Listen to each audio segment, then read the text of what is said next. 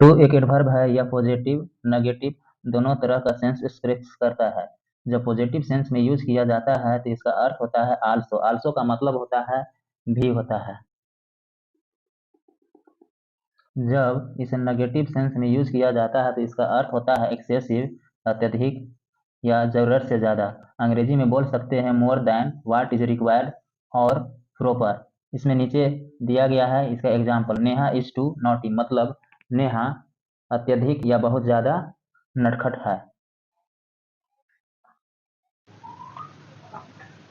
Not to का प्रयोग negative sense होने पर ही सेंटेंस को ट्रांसफॉर्म किया जा सकता है।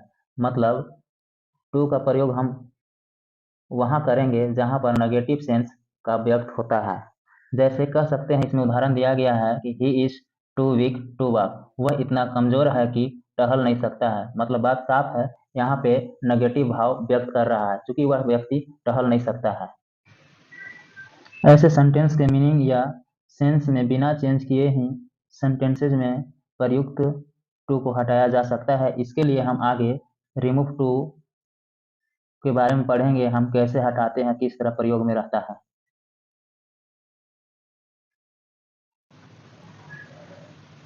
कुछ यहाँ पे रूल्स बतलाए गए हैं जो हम पढ़ सकते हैं। यदि टू के बाद कोई नेगेटिव एडजेक्टिव आए और नेगेटिव एडजेक्टिव के बाद कोई इन्फिनेटिव या इन्फिनेटिव फ्रेज नहीं रहे तो टू को वेरी में चेंज कर दिया जाता है।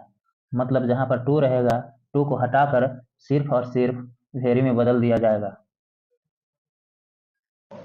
इसको समझने के लिए कुछ प्रश्न यहाँ पर दिए गए हैं, इसके सामने उत्तर बतलाया गया है। जैसे कि ही इज टू विक्ड, इसका उत्तर दिया गया है ही इज वेरी विक्ड।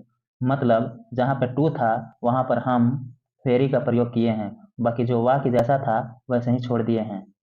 इसी तरह से आगे आपका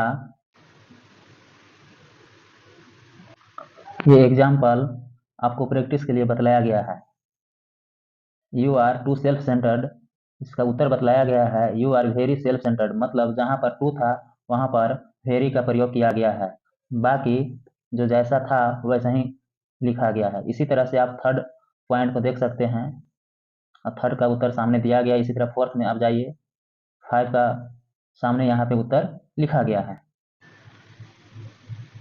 रूल सेकेंड, यदि टू के बाद कोई पॉजिटिव एडजेक्टिव आए और उस पॉजिटिव एडजेक्टिव के बाद कोई इन्फिनेटिव या इन्फिनेटिव फ्रेज नहीं रहे तो टू को सेंस के अनुसार मोर देन, व्हाट इज प्रॉपर या फिर शुड बी या रिक्वायर्ड में चेंज कर दिया जाता है।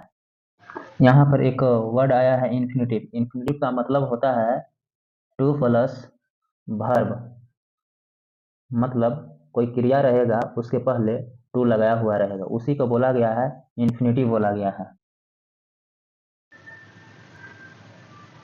यहाँ पे एग्जाम्पल के माध्यम से बतलाया गया है राम इज टू ऑनेस्ट। मतलब ऑनेस्ट का मतलब होता है ईमानदार, जो कि पॉजिटिव एडजेक्टिव का काम कर रहा है। इसका उत्तर दिया गया है Ram is more honest than he should be. मतलब राम को जितना ईमानदार होना चाहिए उससे अधिक ईमानदार है। इसी तरह से आप आगे आप एग्जाम्पल के माध्यम से समझ सकते हैं।